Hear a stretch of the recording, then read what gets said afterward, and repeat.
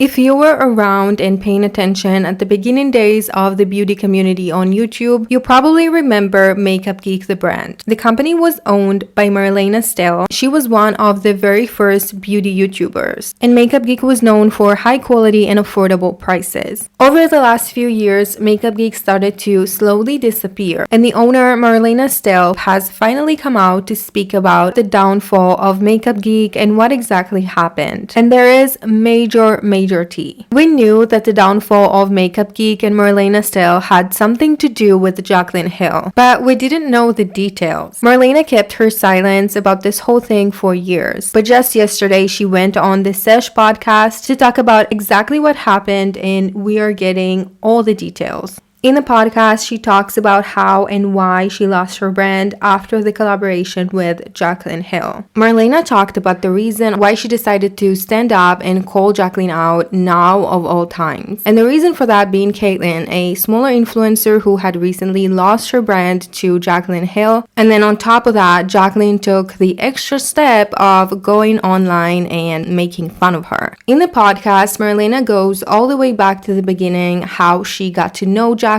how their friendship developed, that they were really good friends, or that's what she thought, until the whole thing exploded right in her face. MARLENA talked about how she took JACKLYN under her wing. She was very supportive of her. She took her to vendors and introduced her to labs. So this is the kind of information that nobody would give you because they're sort of industry secrets. Every company that knows this information wouldn't give it to potential competitors. Well, MARLENA wanted to help JACKLYN anyway. She literally took her to vendors and labs and told her the questions that she was supposed to ask and everything that she needed to know to make smart business decisions. Then after JACKLYN got all that information, one day MARLENA asked her if she wants to hang out, and she says no, that she's busy. MARLENA and her team are at the cosmetics lab, and then they see JACKLYN there with their competitor, Morphe. That was the part, honestly, that hurt the most. It wasn't even the financial part. It was the, betrayal.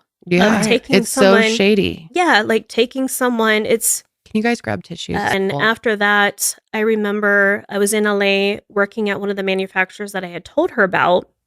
And I knew she had posted on social that she was going to come to LA from Florida. And I was messaging her like, hey girl, let's meet up. Let's get some coffee. Do you have time? Let's go to shopping. Let's do something fun. And she blew me off as like, oh, I don't have time. I'm really busy. I've got a lot of stuff going on. I was like, okay, well, let me know if you have time. Let's just meet for coffee. I'm not even joking. The afternoon that I text, I remember it specifically. It was a Monday. It was in the summer because it was right around the time that IMATS and all of that was going on. Yeah. I was at my lab and I was with my team members in the room working on products for Makeup Geek, and my staff member comes running in. She went to the bathroom, came back, and she was like, JACKLYN's here. I was like, JACKLYN who? She was like, JACKLYN Hill's here.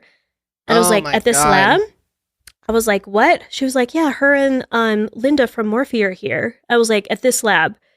And I looked out the window shortly after that, and I saw them leaving, getting in a Rolls Royce car. It was like a white Rolls Royce car. I saw the two of them leaving the lab together. And it was literally the time when she blew me off, said she was too busy, didn't have time to meet with me. Oh my God. And she brought a competing, technically a competing COO to manufacturers that I had set her up with.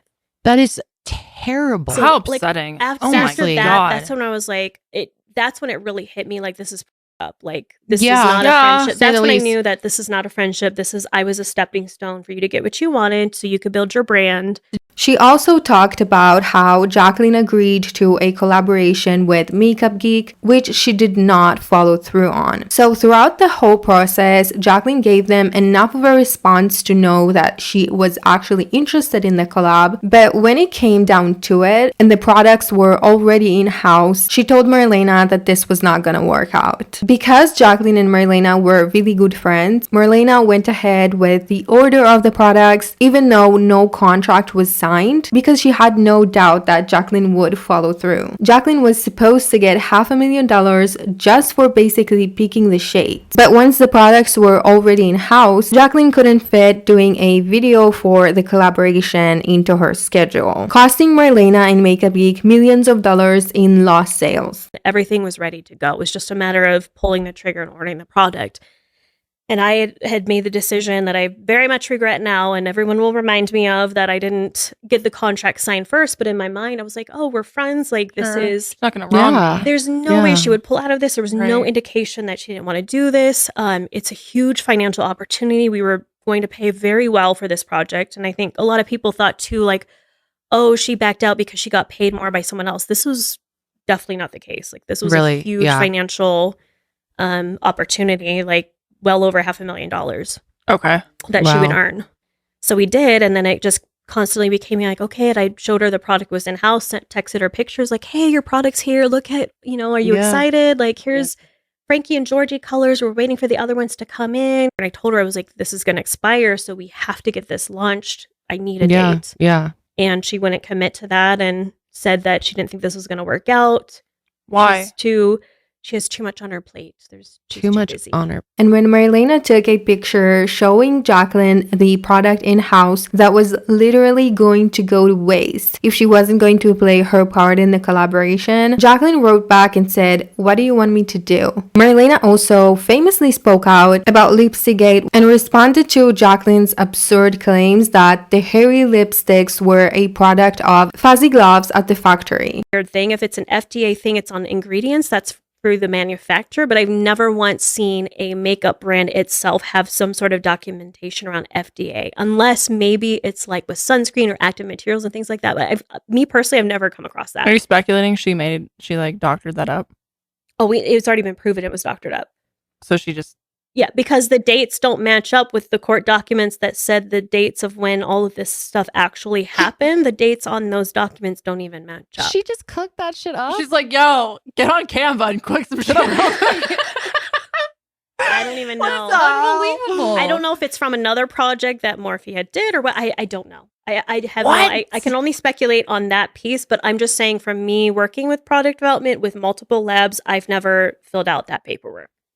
I know you won't say this because you are so classy and lovely, but I'm going to say it. Because we are not. In a way, I feel like there was a bit of karma in action during all of this for everything that she had done prior to it. I mean, and when you try to cut costs and just you get greedy, this is what you get. True. And Following the loss of the sales because of JACKLYN Hill and the failed collaboration came COVID, and sales of course plummeted even more. Marlena said that this was the final nail on the coffin and that she now has something new in the making, but that the reason that she couldn't stay quiet about what happened is her seeing this whole thing play out again, with JACKLYN costing another woman her brand. I think the reason why I snapped recently was just seeing the thing that happened with Caitlyn. Seeing another woman with a self-funded brand that was just trying to build something for herself, had a baby, was a new mom, like seeing that all go down just pissed me the hell off. It was brutal. I was just ticked me off to no end. And that's when I was like, yes, I'm going to speak up about it because this isn't right.